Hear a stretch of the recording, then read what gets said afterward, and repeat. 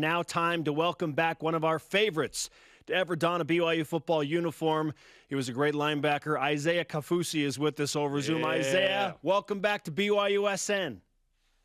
Hey, appreciate it. Thanks for having me. What do you do forever? Yeah, man. What do you do between May 18th and the start of a football season? What's the ideal summer activity for you?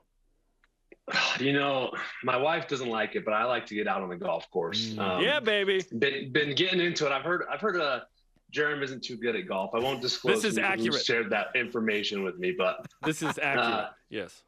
You know, just trying to dial in the swing like every, ex-athlete, former athlete does, retired athlete, I guess. So trying to just get out on the course and have some fun and get some sun. Who was the best when you were a player? Who was the best golfer on the team? Great question. Brady Christensen's up there. We know he's good. Dude smashes his 4-iron. Yeah. I mean, he hits his 4-iron like 260 yards, I swear. It is just ridiculous. I mean, Brady's really good. A lot of other guys. I'm trying to think. I know Jake Oldroyd's pretty good. Hayden Livingston. Some of the current guys. So I never was on that list, though. We like to joke that at Tennessee on the game-tying field goal that Jake pulled out the sand wedge on that one and just slid it in. We're like, whoa, that was close, man. Oh, yeah, just a little chip shot there. Yeah. Little baby draw in there, landed it in there softly. I guess my next question is, Isaiah, when are we going to play golf so that you can witness Jerem's golf expertise? I'm double bogey guy. On your own. Hey, whenever you guys want to pay for me to come out and play some golf, I'm there. I think if you've confused us for Greg Wrubell. I think you think. Oh, okay. Isaiah's on. He wants that Greg Wrubell NIL deal. Greg's been on that NIL deal for a long time. Okay, we were talking about defense in what's trending in the opening block, and obviously this team is better than it showed last year. There were injuries that certainly affected this team. They did some really nice things, as we outlined, certainly some areas of improvement. But do you feel like a special season, and this is our question of the day, hinges on the defense being vastly improved? Great question. I would say that a majority of kind of the season and the success will fall on the defense, but I mean, we know that great seasons are contingent upon offense, defense, and special teams, right? You got to have all three. Offense, has a lot of returning production, and same as the defense. I think, the defense has a lot of production coming back. To say that the success of the season hinges solely upon the defense, no. But again, defense wins championships. That's always been my mentality and my mindset, and so. Being a defensive guy, you got to play great defense to have a great season. And so I guess that's my long answer to that question. And here's why I think we're focusing on the defense, because we feel like, hey, that offense is going to be very similar, if not better. Granted, without Tyler Algier, it's hard to know, but the O-line's stacked. You bring in a veteran like Christopher Brooks. You lose some really good receivers, obviously. But that group feels pretty good. That O-line's one of the best BYU's had in a long time. And then on special teams, BYU's excellent. Jake Oldroyd, when he's locked in, he's amazing, right? Obviously, it's whether his back is good in that game.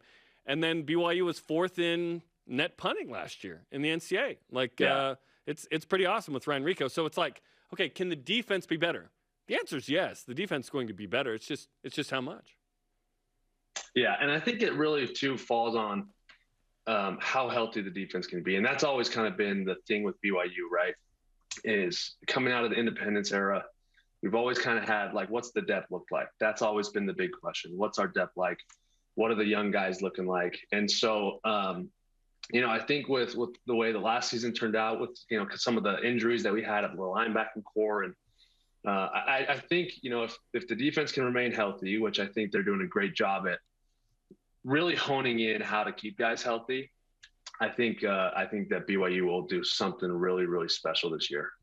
Isaiah, this whole conversation stems from a metric that was put out by Bill Connolly of ESPN. His SP Plus projections had BYU's defense at number 79 last year. So the offense obviously was really good behind Jaren Hall and Tyler Algier and that whole slew of weapons. But the defense was number 79. So where do you specifically want to see BYU's defense improve so that number climbs up more towards the top 50? And then maybe we're talking about a special season. Yeah, that's also a great point. I think one is getting after the quarterback, right? Seeing how the defensive line will do. And there's a lot of returning production, right? We lost Lopa, but we have, a lot of returning production coming back. Tyler Batty, Caden Hawes coming in. And I'd like to see how some of these young guys do. I know Logan Fano, suffered that injury, but Ice Mola, like, how are these young guys going to be able to come in and contribute getting after the quarterback? That's definitely going to play a big factor in where the defense will fall. But then also, takeaways, right? What are we doing to take away the ball? We got our linebacking core back. We know Peyton Wilgar. We know Keenan. They're ball hawks. They get after the ball. They find a way to get the ball. Excited to have Ben Bywater, my brother, coming up. Like, what are they doing? What can they do to make plays and get the ball back for the offense? And then the secondary looks nice, right? We have that transfer coming in, Gabe, and Caleb Hayes, played phenomenal. I mean, he played great football last year. Malik, in the secondary. I think that's where it's really the boost will come from takeaways. How can we take away the ball? Whether that's interceptions, fumble recoveries, forcing fumbles, sacks, 3 and outs. What are they doing? So, Isaiah, who is the most critical component to this defense in terms of guys returning from injury or newcomers? So let's throw in Micah Harper. You mentioned Gabe Judy-Lally, Keenan Peely, Peyton Wilgar is getting back and he's healthy. Who's the most important component among the newcomers and guys coming off of injury? Great question. For me, it might be because I'm biased for the linebackers, right? I think Keenan and Peyton are going to be some of the most critical coming back. Just to provide some leadership and kind of be the glue for the defense, right? There kind of needs to be someone that just really steps up. And so I don't think there's anyone really better than Peyton and Keenan to really take on that role, to solidify themselves as really the captains of that defense and to help uplift and motivate that defense.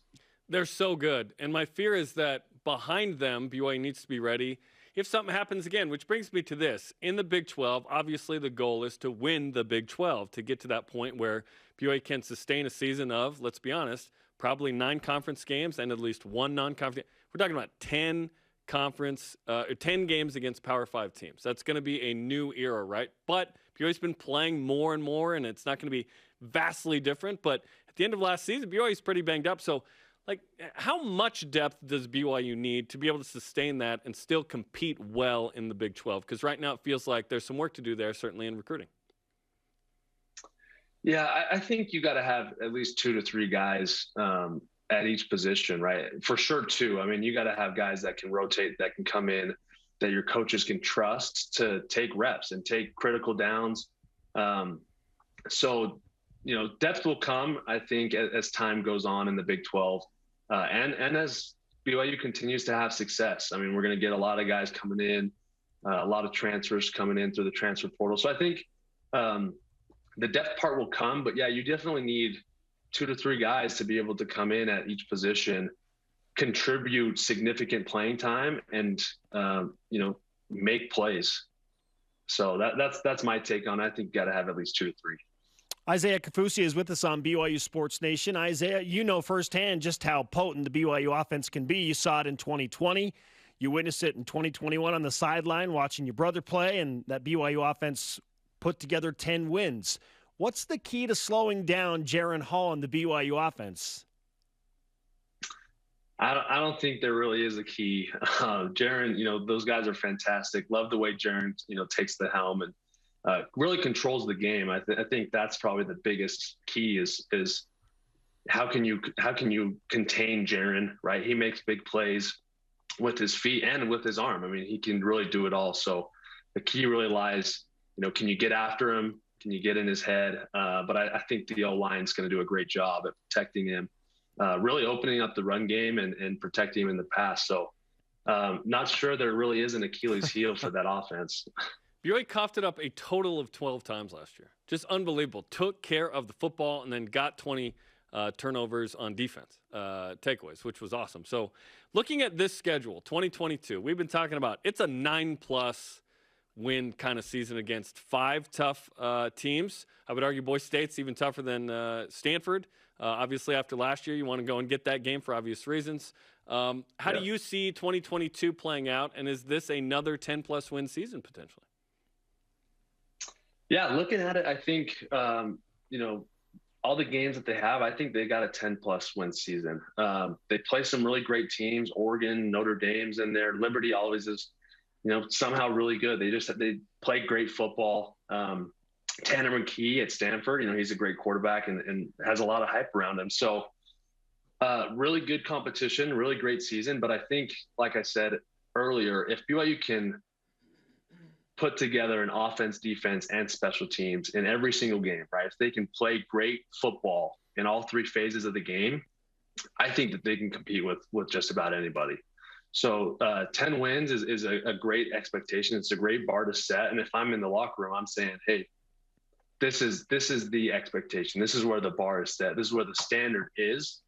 And what do we need to do to get there, right? How can we improve every single day to hit that 10-plus win season? So definitely believe in them, got faith. They got all the right tools. The coaches have all the right schemes in place, and really excited to just see them execute.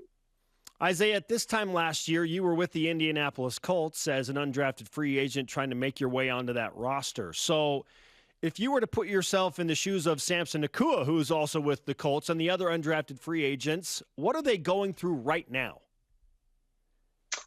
Yeah, it's just a lot. I mean, a lot to take in, right? It's the same game, but it just seems to be just maximized and heightened, and your emotions are going crazy.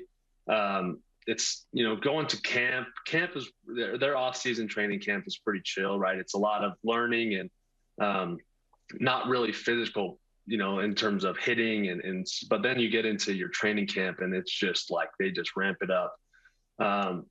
Some of the most emotionally taxing, physically taxing, mentally taxing times that I've really experienced. So it's a lot, but just really proud of him. I mean, to even get to that point is such an accomplishment, and to have an opportunity to break in and to, create a name for yourself in the NFL, it's fantastic. And so cheering for all the guys that have an opportunity to play at the next level. It's not easy, but some of the most challenging times, but learning times that I've ever had. Isaiah, always great to talk with you. Fantastic insight. And here's to another 10-plus win season. Great stuff, man. Love it. Thanks for having me on. Appreciate it.